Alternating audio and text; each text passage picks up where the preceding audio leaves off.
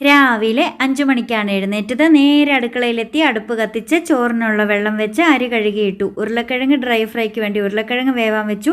ചെറുപയർ ഉലർത്താനുള്ളതും വേവാൻ വെച്ചു.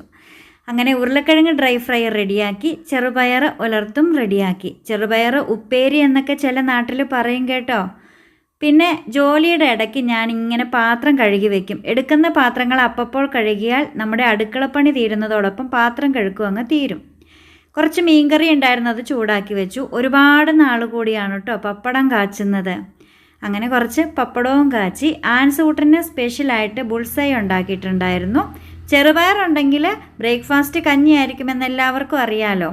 ചോറ് വെന്തു, കുടിക്കാനുള്ള കഞ്ഞിവെള്ളം മാറ്റി ചോറിനെ അങ്ങ് വാർത്തിട്ടു. ആൻസൂട്ടന് വേണ്ടി വാട്ടർ ബോട്ടിലേക്ക് വെള്ളവും പകർന്നു.